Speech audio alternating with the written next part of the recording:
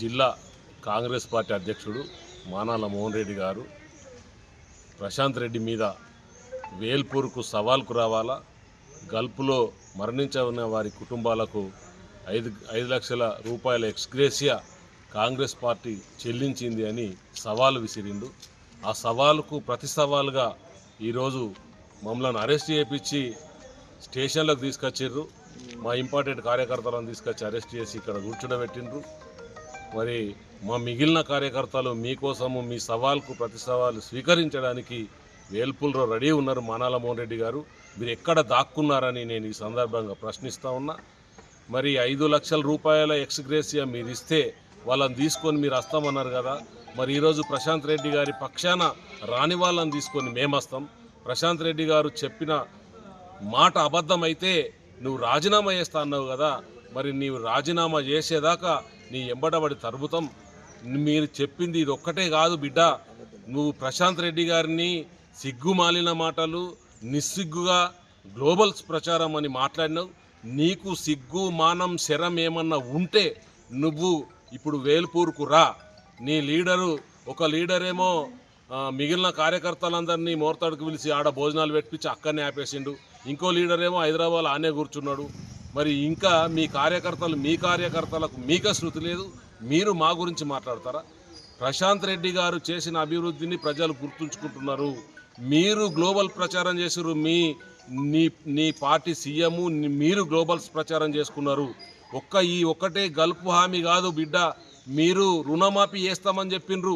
ఎంతమందికి రుణమాఫీ చేసిండ్రు? రైతులను నువ్వు తీసుకొని రా, వేల్పూర్కు రా, రుణమాఫీ కానీ రైతులను మేము తీసుకొస్తాం.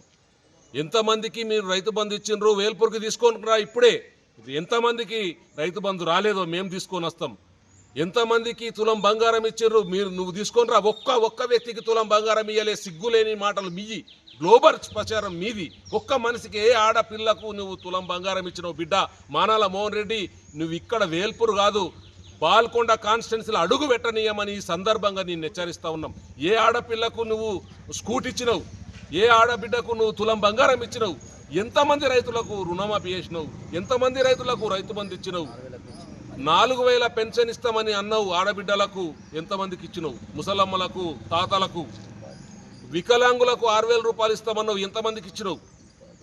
ఎవ్వరికి ఇయ్యలే, ఒక్క మనిషికి కూడా ఇయ్యలే. ఈ సందర్భంగా చెప్తున్నా, 6000 రూపాయల దివ్యాంగులకు ఇచ్చే పెన్షన్ ఒక్కొక్కరు ఇయ్యలే. బిడ్డ ఇచ్చిందంటే తీసుకురా. మోహన్ రెడ్డి గారు, మేము వేల్పూర్ రమ్మంటావా? భీమ్గల్ అరెస్ట్ చేయించినావు, ఇక్కడ ఉన్నాం, రా తీసుకురా. మరి ఆడపిల్లలకి ఎంతమందికి స్కూటీలు ఇచ్చినావు? ఏ పెన్షన్ రాని ప్రతి ఆడబిడ్డకు 2500 పెన్షన్ ఇస్తామన్నావు. ఎంతమందికి ఇచ్చినావు? నువ్వు ఇక్కడికి వచ్చి వేల్పూర్కి వచ్చినాం, కూర్చున్నాం. మా కార్యకర్తలంతా వేల్పూర్లో ఉన్నారు. ఇంకా అరెస్ట్ చేయించిన వాళ్ళు మీద ఉన్నాం. నీ అధికార బలంతో అరెస్ట్ చేయించినావు కదా, ఇక్కడ కూకున్నాం. మేము 10-20 మందిని ఇక్కడ తీసుకొచ్చి పెట్టిండ్రు. ఇక్కడికి రా, నువ్వు తీసుకొని ఇప్పుడే నీకు సమాధానం చెప్తాం.